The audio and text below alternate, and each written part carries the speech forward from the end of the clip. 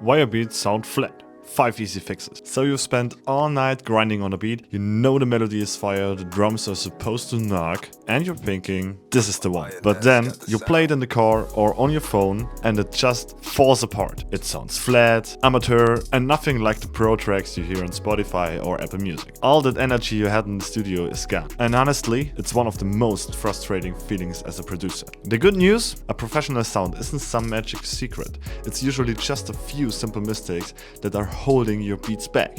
Any producer will tell you that it's all about fixing the foundation to get the depth and punch. Today, I'm gonna show you 5 of the most important fixes that will take your beats from sounding amateur to sounding professional. Stick around, because these 5 fixes are about to change how you make music for good. Fix 1. Your low end is a muddy mess. Alright, first up, the biggest reason your beats sound flat is a muddy low end.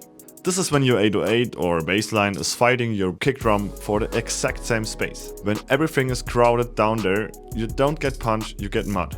Think of it like this. You can't fit 2 people in the same chair. It's the same with your mix. The kick needs its own seat and the bass needs its own seat. So here's the fix. Creating space. First, on any sound that isn't a bass instrument like your main melody, you should use a high-pass filter to cut out all the low-frequency information you don't need. Let's say anything below 150 Hz. This instantly cleans up the floor for your bass. But the problem? The kick and 808 are still fighting. The pro move here is sidechain compression. This is where you use the kick drum to trigger a compressor on the bass track, causing the bass to duck in volume for a split second every time. This creates a perfect pocket for the kick to punch through. I actually have a full in-depth tutorial showing you exactly how to set this up, so I'll link that for you in the description or up here. When you apply these fixes, the low end becomes tight. The kick has its own lane and the whole foundation feels solid, not swampy.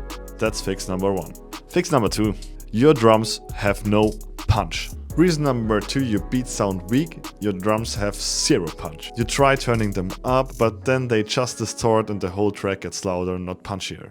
The problem isn't just volume, it's about shaping the sound, and a secret weapon for this is soft clipping. A limiter, which many people use, is like smashing the point off with a hammer. It's effective but harsh. A soft clipper is more like a rock tumbler. It gently sands down that sharp peak, rounding it on and making the whole crystal feel denser and more solid. This adds warmth and that feeling of loudness without actually raising the peak volume. It's the real reason so many pro beats have drums that smack you in the face. You can throw a soft clipper on your drum bus, which is where all your drums are grouped. Or for maximum impact, you can even put it on your master channel. When you do it tastefully, the effect is night and day.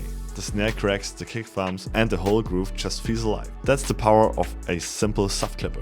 Fix 3. Your beat has no depth. Okay, we've cleaned up the mud and made the drums punch. But a beat can still feel flat if every sound is right up in your face. A flat beat is like a photo where everyone is standing squished together in one line. A professional track has depth. It's like a great photograph. The tool for this job is reverb, but beginners often make the mistake of slapping the same huge reverb on everything, which is like blurring the entire photo into a washed out mess. The secret is using different kinds of reverb to create layers of depth. For our close sounds like the snare, we want it to feel upfront, so we can use a short plate or room reverb. This is like the natural echo of a small room. It gives the sound live without pushing it far away. A crucial trick here is pre-delay. This lets the initial crack of the snare cut through clean before the reverb tail begins. Next, for something in the background like a synth pad, we want it to feel far away.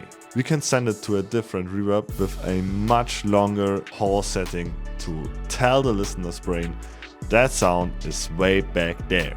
When you do this, the beat suddenly has its own world inside it. The snare is close and sharp while the pad creates atmosphere in the distance. The mix isn't a flat wall of sound anymore, it has a front, a middle and a back. Fix 4. Your mix is too narrow. A narrow mix is like trying to cram an entire orchestra onto the conductor's podium. It's a jumbled mess. To get that wide, immersive, larger than life sound, you have to spread the orchestra across a wide stage. You have to use the stereo field, placing sounds left to right. But here's the one rule. You absolutely cannot break, keep your low end in mono. Your kick and sub bass are the foundation of the stage itself. You wouldn't build half stage on the left and the other half stage on the right. It would be unstable and weak. Your bass needs to be that solid central anchor for everything else to stand on. So keeping that rule in mind, how do we create with simple panning? Instead of keeping hi-hats and percussion in the center, spread them out. Try putting your main hi-hat a little to the right and a synth counter melody a little to the left. This immediately gives every instrument room to breathe. When you use panning effectively, the track just opens up, it feels bigger, more professional and way more engaging. Fix 5. Your beat lacks character and glue. Alright, so even after all that, your beat might still be missing that final 10%, that professional polish and glue that makes everything stick together, like it belongs together. This usually comes down to dynamics and saturation. First, let's talk about dynamic glue. A great way to get this is with bass compression.